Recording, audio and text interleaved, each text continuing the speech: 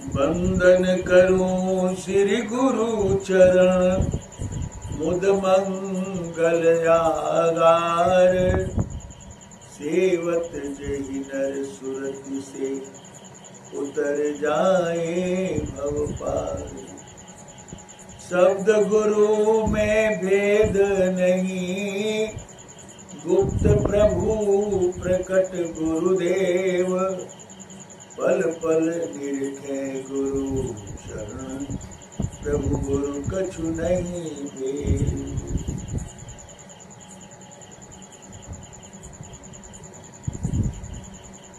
पुण्यात्माओं,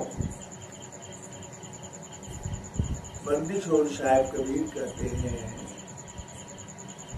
कि गुरु और शब्द में, शब्द यानी परमात्मा, शब्द माने परमेश्वर, शब्द माने सदगुरु, गुरु और इनमें कोई भेद नहीं है, केवल आकृति का भेद है, शरीर का भेद। यह शरीर है, नर नारायण रूप से है और वह परमात्मा स्वरूप व्यापक सत्ता है, संपूर्ण सृष्टि में समाया हुआ है और सृष्टि से परे है, अक्षरातीत है, अक्षर से भी सूक्ष्माति सूक्ष्म है। जैसे मिट्टी से सूक्ष्म जल है, जल से सूक्ष्म अग्नि है और अग्नि से सूक्ष्म वायु है, हवा, और हवा से भी सूक्ष्म आकाश है, जिसमें हम लोग अवकाश लेते हैं, यानी ठहरते हैं।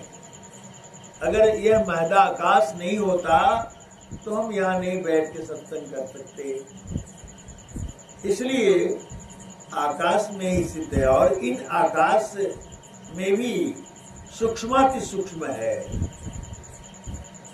इस आकाश में भी 85 प्रकार के पवन है, वायु है, एक प्रकार की वायु नहीं है, यह सूक्ष्माति सूक्ष्म है। आकाश में महदाकाश से भी सूक्ष्म है, चिदाकाश, चेतन आकाश, अक्षराकाश, और सबसे अत्यंत सूक्ष्म है निअक्षर सार शब्द परमात्मा, जिसकी गोद में संपूर्ण सृष्टि है, सारा संसार है और उस संसार में हम सभी बिलोंग कर रहे हैं। जैसे पानी में जैसे वर्षा होती है तो आप देखते हैं उसमें बुलबुले फूटते हैं, बुलबुले उगाते हैं, कुछ हवाओं को चादर जैसा पहन करके एक पानी का ही आकृति पहन करके कुछ दूर जाके वह फूट जाता है।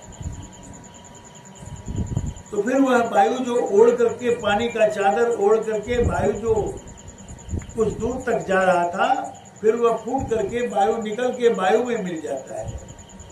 उसी तरह से सूक्ष्म सूक्ष्म परमात्मा है, स्थूल से सूक्ष्म ही श्रेष्ठ है, सूक्ष्म में स्थूल बिलोंग करता है। इसलिए संसार में सबसे सूक्ष्माति सूक्ष्म आत्मा है जो आप है, और आपसे भी सूक्ष्म परमात्मा है जो सर्वव्यापक है, सब में है, सबसे न्यारा है और सब में है, सब उन्हीं से है और उनमें ही अंततो गत्वा संत ऋषि मनीषी और जो खोजी होते हैं अंत में खोजते खोजते उसमें लीन हो जाते हैं, तदाकार हो जाते हैं। इसलिए इस संसार में उस परमात्मा की भक्ति करनी चाहिए। उस परमात्मा की भक्ति कैसे करेंगे, कहाँ करेंगे? तो उस परमात्मा की भक्ति गुरु के माध्यम से करेंगे। गुरु की भक्ति सदगुरु को स्वीकार होता है। इसलिए सदगुरु ने कहा कि गुरु की भक्ति करने से मुझे प्राप्त हो। गुरु कहते हैं किसे? ज्ञान को। गुरु नाम है ज्ञान का, शिष्य सीख ले सोए, ज्ञान मर्याद जाने बिना गुरु और शिष्य न होए। ज्ञान की मर्यादा बिना जाने न गुरु हो सकता है न शिष्य हो सकता है। इसलिए गुरु ज्ञान को कहते हैं। जैसे गुरु से शिष्य ज्ञान प्राप्त करता है, दीक्षित होता है, गुरु की आराधना करता है, गुरु में लय विलय हो जाता है। एक प्राण दो देह, अभी सुन रहे थे साखी ग्रंथ में कि एक प्राण दुई देह। गुरु शिष्य में ऐसा प्रेम होना चाहिए कि प्राण एक ही है, गुरु और शिष्य का भले ही शरीर दो हो लेकिन प्राण एक है, ऐसा संबंध होना चाहिए, इतना अनुन्यासित संबंध होना चाहिए। यह साहिब कहते हैं। गुरु साहिब कर जानिए, रहिए शब्द समाए, मिले तो दंडवत बंदगी, पल पल ध्यान लगाए। पलक पलक में गुरु का ध्यान करना चाहिए। गुरु की मूर्ति को अपने हृदय अंतस्थल में बिठा करके प्रेम करना चाहिए, तब जाकर तदाकार हो सकते हैं। क्योंकि आत्मा में स्थित होने से गुरु से, तो गुरु का जो ज्ञान आपको दिया है प्रस्फुटित होगा। आगे आपकी चेतना बढ़ेगी। आप फिर जब ध्यान करेंगे, जब आपको सही स्थान स्टेज बताया जाता है, लक्ष्य में लक्षित होने के लिए बताया जाता है, तो आपको जो है वह लक्ष्य की प्राप्ति हो सकेगी। तो उस लक्ष्य में जाने से उस परमात्मा को गुरु में पाएंगे। गुरु परमात्मा एक रस हो जाते हैं। गुरु की छाया से आप देखते देखते गुरु में लीन हो जाते हैं। जैसे आप देखते हैं सूरज ग्रहण लगता है, तो सूरज ग्रहण को इन नैनों से देखा नहीं जाता। उसमें उसे देखने के लिए पीतल की या तांबे की थाली में जल को रखा जाता है, रखते हैं। हमारे पुराने लोग भी रखते थे वैसा ही, और रख करके उसे उसी में देखते थे। जब पानी स्थिर हो जाता था तब देखते थे। पानी स्थिरता के बाद, नहीं तो वो पानी अगर हिल रहा है तो सूरज का दृश्य भी हिलता हुआ रहेगा। आप यह नहीं देख पाएंगे कितना सा सूरज ग्रहण लगा है।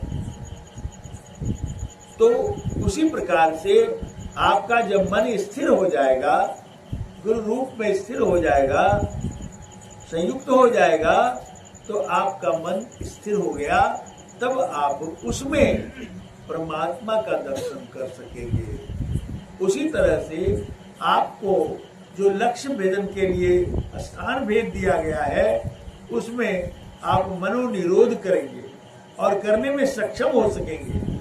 आपका मन स्थिर हो सकेगा, तो स्थिर मन में प्रभु का दर्शन प्राप्त हो जाता है। तब महसूस होगा ईश्वर गुरु में फर्क नहीं है, इतना सूक्ष्म परमात्मा है। तो इस बात को हम लोग समझें अच्छी तरह से, और इसको समझने में साहब ने कहा है, कहीं तो मोही भैरज उच्चारी, समझत नाही मोह सुत नारी। कहते हुए मुझे चारों जू बीत गया। बंदी छोड़ साहब कबीर कहते हैं, बंदी छोड़ कबीर साहब कहते हैं कि चारों युग बीत गया, कहते हुए समझाते हुए। लेकिन सुत और पुत्र के मोह में, स्त्री के मोह में मनुष्य के दिमाग में ये बातें नहीं अटती है। साहब कहते हैं समझत नाही मोह सुत नारी।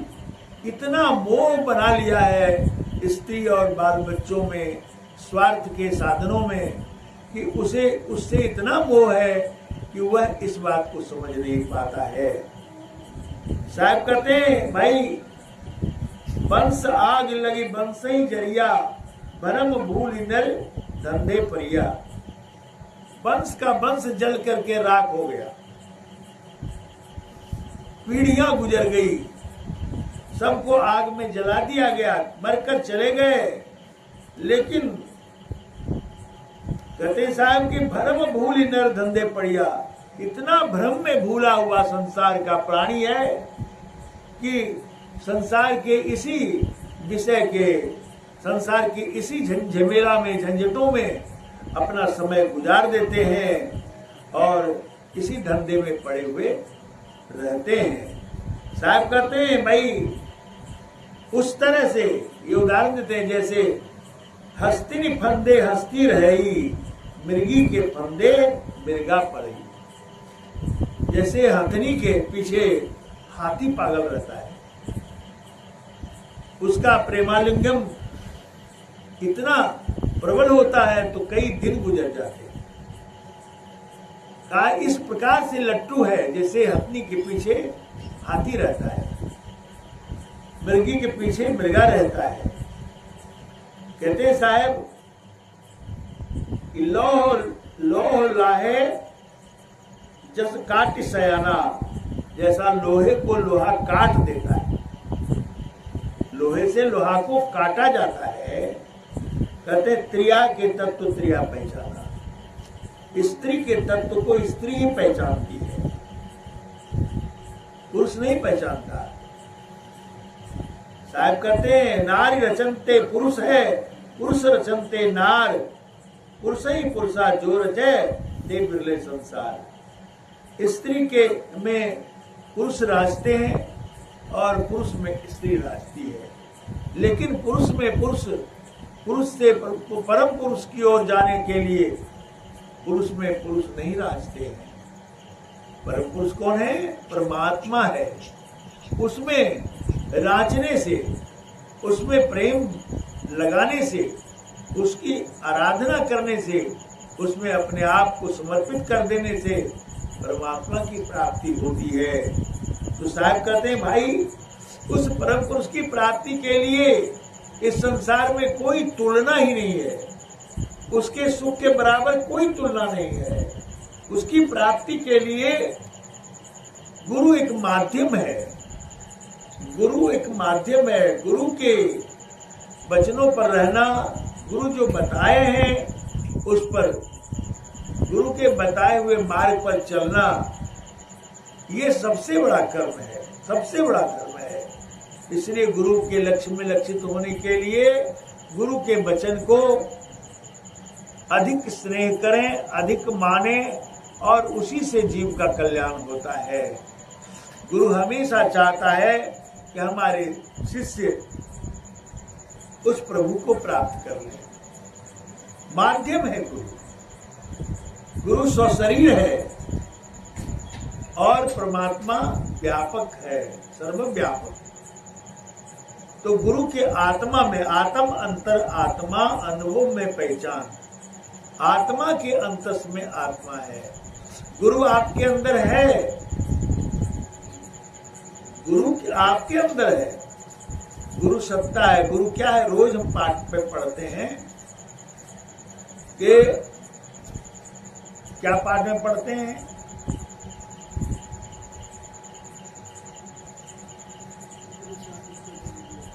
नहीं, वो तो नहीं करे साहब। क्या कि आत्मा की पूजा करने के लिए कहते हैं।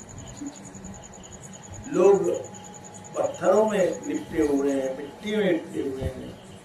ये गुड़वा गुड़िया का खेल है, तमाशा है।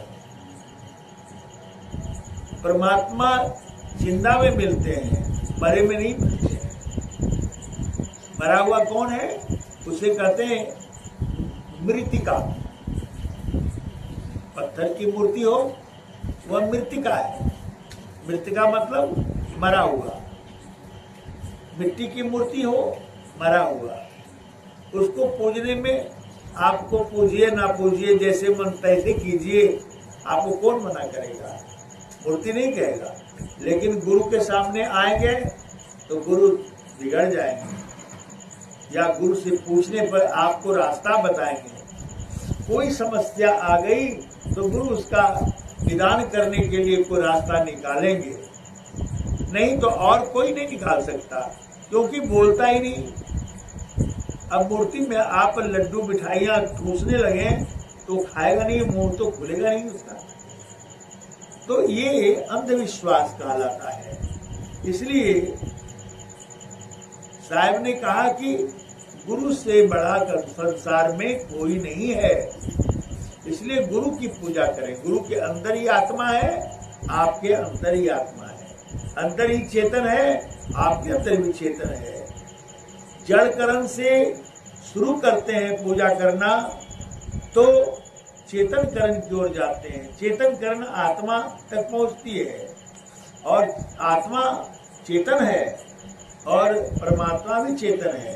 अंतर यह है कि आत्मा सच्चिदा है, सत्य है और चेतन है, और जीवात्मा सत्य चेतन है, सत्य भी है चेतन भी है, पर आनंद स्वरूप नहीं है।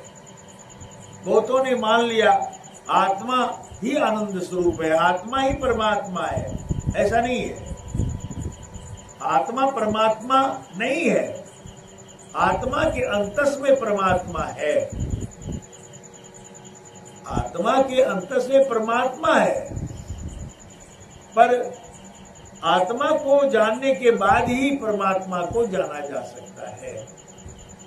तो पहले तो अपने जड़करण की इंद्रियों को समेटकर आत्मा में स्थित करेंगे और आत्मा में स्थित करके फिर आत्मबोध होगा, फिर परमात्मा बोध के लिए गुरु संकेत करेंगे, तब परमात्मा आप अपने में ही प्राप्त कर लेंगे।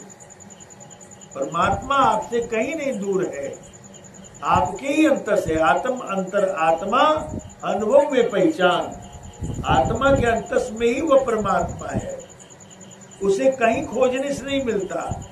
आज तक न मिला है, न मिलता है, न मिलेगा, क्योंकि परमात्मा आपके बिल्कुल करीब है और आप ढूंढ रहे हैं कहीं और।